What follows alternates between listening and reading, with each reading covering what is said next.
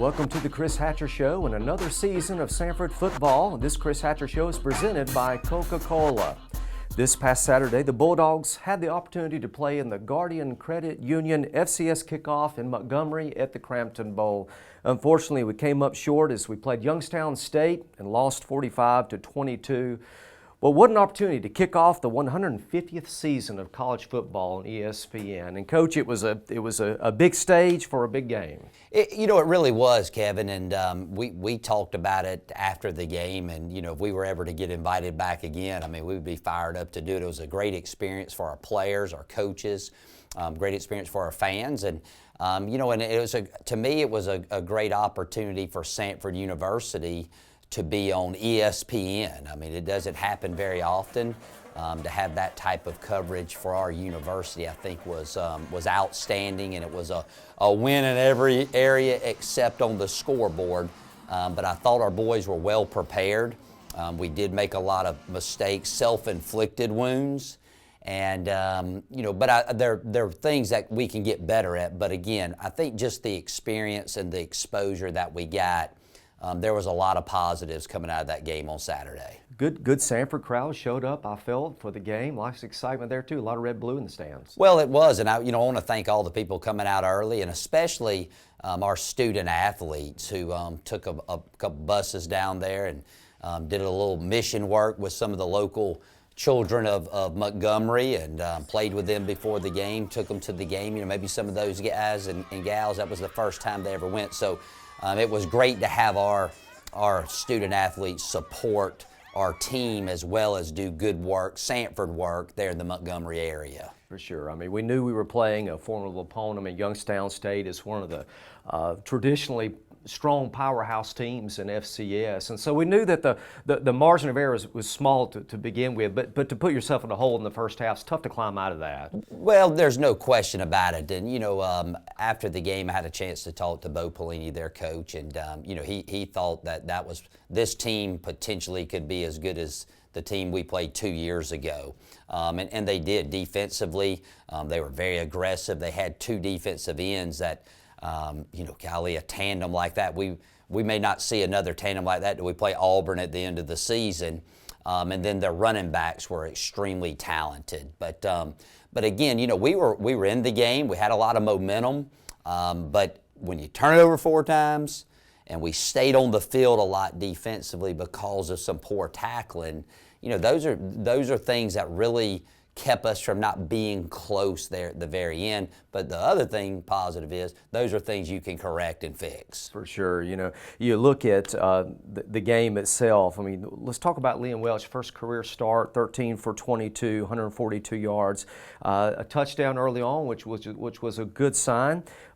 So when things don't go your way in your first career start, you've got a lot of experience coaching quarterbacks. What do you do in a situation like that? Do you go over and talk to Liam to keep his head in the game, to focus on the very next play, or I know quarterbacks need a short-term memory in a game. They do, and you play each guy a little bit differently, and we had a conversation there, and then sometimes it's better just not to say anything at all. I think after watching the film, and this is the way I felt on the bus ride home, I know Liam's going to take a lot of criticism for the game, but it's his first start. ESPN, you're playing one of the best defenses we're going to play all season long. You got a lot of other guys in the game that hadn't had many snaps. Really, he just had 2 bad plays. He had the fumble, which was a big play, and then he had the interception there in the third quarter as we're driving down the field. Not to take away, those were costly mistakes, but the other 2 interceptions. I'm not complaining. Sometimes you get calls, sometimes you don't. But those balls were on the money. Their guy grabbed our guy right before the ball got there, and the ball gets tipped. Just 2 unlucky plays. So, I thought that he played well considering all the things that happened to him throughout the course of the game. And I have complete confidence in his ability to lead this football team. Now, on the flip side of it, Chris came in. and had 3 great drives. I mean, he would have been 3 for 3, except one of them got called back there late in the ball game. He brought a tremendous spark for the team. So, as you're sitting there, who's going to play, who's going to do this? All right, was the defense tired? Was it one of them situations where you come in and, everything to gain, no pressure? You don't know, but both of them are really good players, and we got to do a good job of this week of maximizing what they do the best, and there's a really good chance that we will end up playing both of them early on Saturday, depending on how the game goes versus Tennessee Tech. Well, on a positive note, we did score the first touchdown, a big 55-yard touchdown reception from Montgomery's own Robert Adams. Great to see Robert get a chance to shine in his hometown. Well, Robert's been a very solid, steady player for us since his arrival here. He made his mark early on being a tremendous special teams player. But as the season went on last year, he emerged as one of our top receivers. This camp has been awesome for him. And it was like you said, it was nice to see him get a touchdown in his hometown. That's always a very special thing. You talked about the defense. We had some trouble getting off the field, gave up some 3rd and longs. I know that's frustrating for your coach. It is, and again, going in the first game, we look back, they ran a lot more 2-backs than we had ever seen them do. So we had to make a few adjustments on the fly. But I thought early on we played great on defense. 3rd quarter we played outstanding on defense. The offense inability to move the ball, kind of hurts their momentum a little bit. Really the biggest plays to me on defense where we gave up the touchdown at the end of the half. That was a crucial blow. Other than that, defensively, I thought we played well. Now you're going to sit there and go, well, they gassed you there in the 4th quarter. Look, in the 4th quarter, when we cut it to 16, they had been moving the ball on us. It was a decision that I made. I said, hey, Coach D, we need to apply some pressure on them because we need the ball back quick. We're down possessions.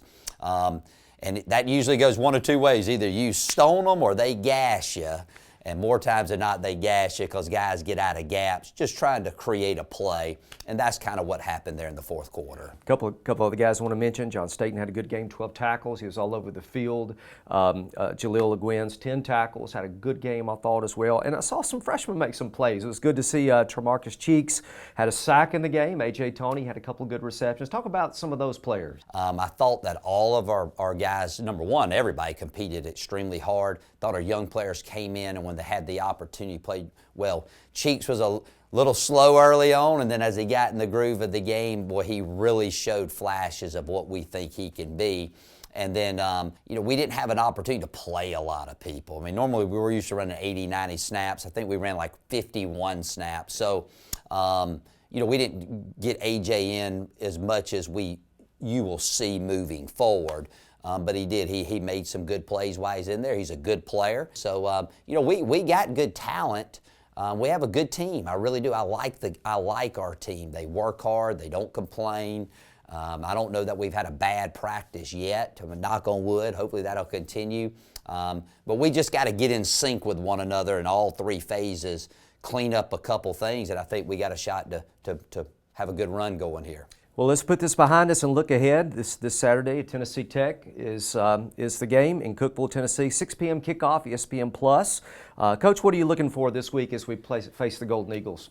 Well, I'm looking for us to see how we compete. Looking to make sure that these young guys are getting better as we go through.